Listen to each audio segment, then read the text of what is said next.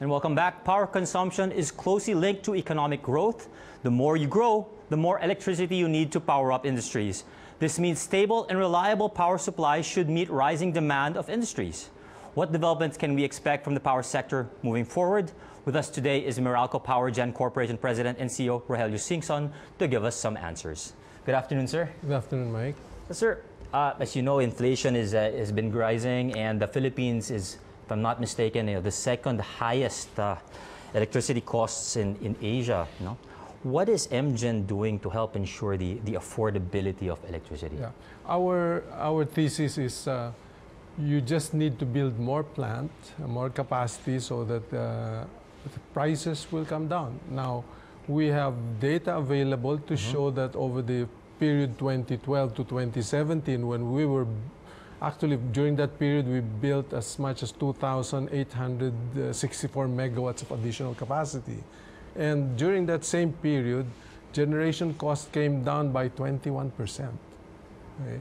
So, considering the build, and the sustaining the GDP growth of maybe 6%, you really need more capacity. And per Department of Energy Power Development Program, they need to build as much as about 1,000 a year. About 1,000 a year. Megawatts a year. And the thesis is the more power plants there, the generation cost, competition, generation cost would bring the prices That's down. Correct. That's correct. And that should help make us more competitive globally. That's a decision of government, because the other ASEAN countries up to today continue to subsidize the energy. So really, if you bring back what they're subsidizing, we're not the highest. Right. Well, questioning on that build program, obviously things like the build program, continued growth require more power, more energy. Will we, I think you started on it, and will we have a shortage? Are we at risk of getting a shortage? Well, the thing is, if you look at the condition of our existing plants, a big chunk of them are old plants. And add to this what we call intermittent renewables.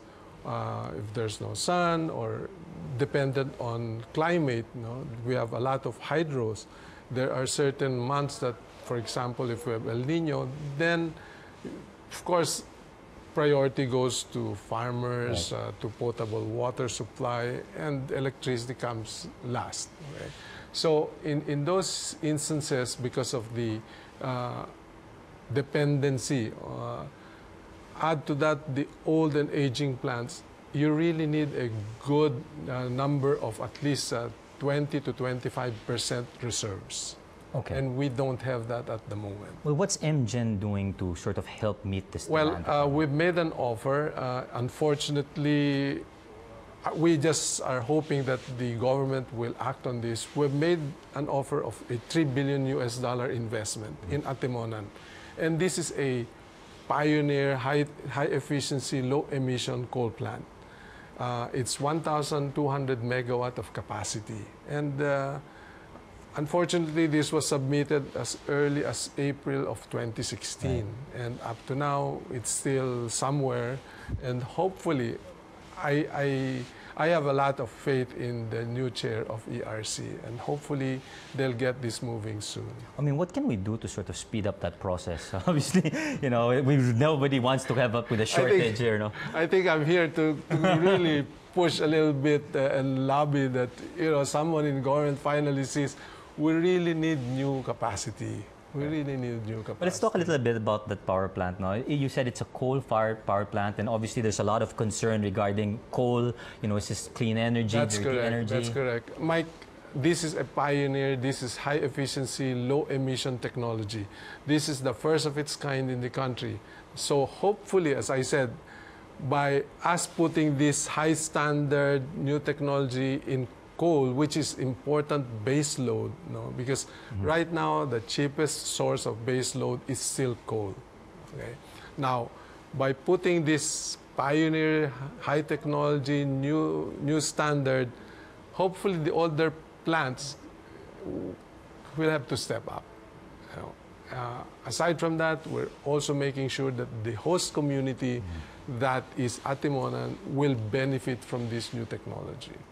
Right, and when you talk about baseload, you're referring to that's not non-renewable energy, non-intermittent. Yeah, because what we need is a steady load that can produce sustainable 24/7 regardless of the temperature outside. If there's no sun, there's no wind, you have that reliable power source. Okay? Now, the intermittent sources, which would be solar, wind, sometimes hydro, they will have to be there for certain peak requirement. But regardless of intermittent source, you need the base load. You need the base load. Because hindi naman namin pwede sabihin, sorry, walang araw ngayon, wala kang kuryente. Oh, no? So it cannot be that way. So we have to, unfortunately, right now, the cheapest source of base load is still coal. It's still coal. Yes. And this new power plant that you're will make sure that we have reliable power source in the Luzon grid, which is producing close to 70% of our GDP. Well, that's well and good, and sounds like it's going to be a clean energy source. Hopefully people are listening. Well, personally, my advocacy, it is either high energy, high efficiency, low, or I go to solar, or I go to renewables. So we're doing both, actually, because I personally feel that it's about time that we change our mindset in terms of we need power, we need efficiency, we need reliability. Where will it come from? It's going to be both base load and renewables. All right.